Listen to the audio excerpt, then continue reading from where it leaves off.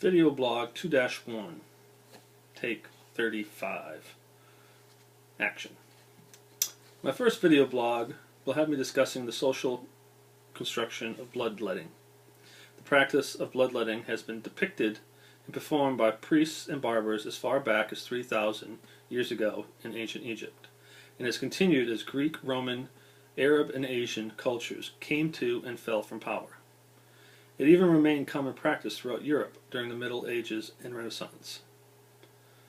This technology was based on Hippocrates' belief that our existence was represented by the four basic elements: earth, air, fire, and water, which in humans were related to the four basic humors, or juices of life: blood, phlegm, black bile, and yellow bile. Each humor was centered in a particular organ: the brains, lungs, spleen, and gallbladder. Only one brain. And related to a particular personality type: hopeful, sluggish, gloomy, and testy. In turn, an ailment meant having an imbalance of the four humors. Therefore, individualistic treatments were considered for removing an amount, arbitrary, of the excessive humor by various means such as bloodletting, purging, normally brought on by adding poisons to the body, catharsis, and diuresis.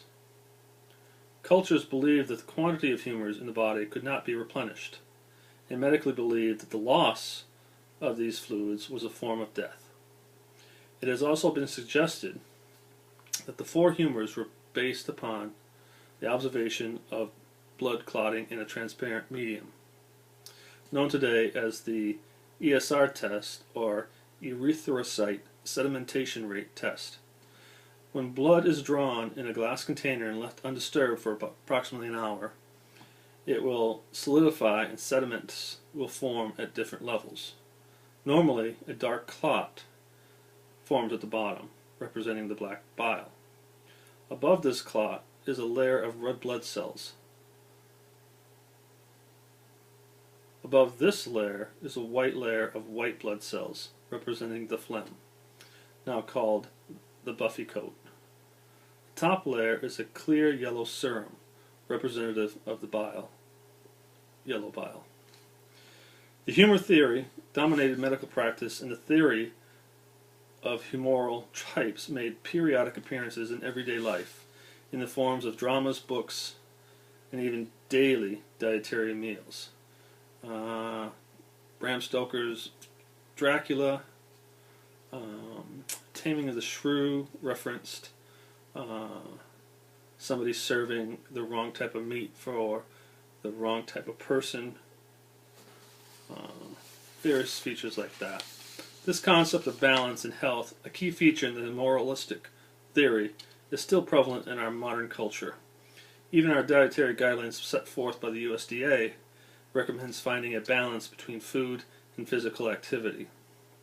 This technology was further influenced by the Roman Catholic Church on occasion, when they found religion to be a more proper remedy to an ailment.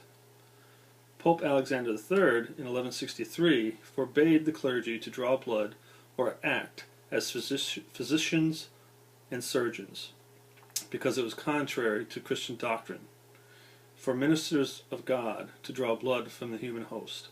So the clergy's barbers added bloodletting, something physicians of the day considered necessary but too menial to do themselves, to the repertoires.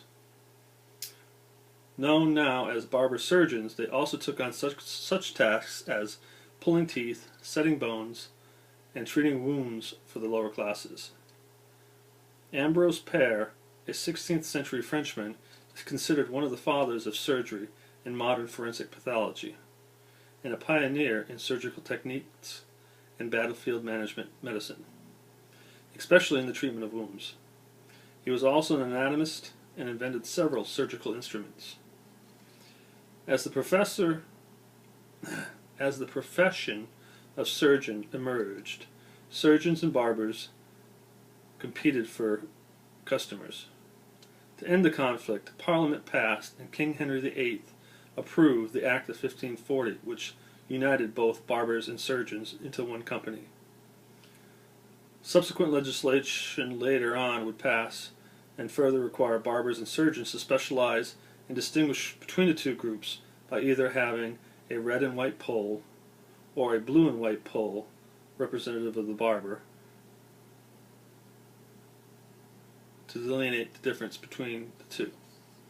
Additional medical advancements in blood typing, cross-matching, and non-direct transfusions and evidence-based procedures gave way to higher survivability rates as a direct result from treating countless World War I battle casualties. Today, it is well established that bloodletting is not effective for most diseases.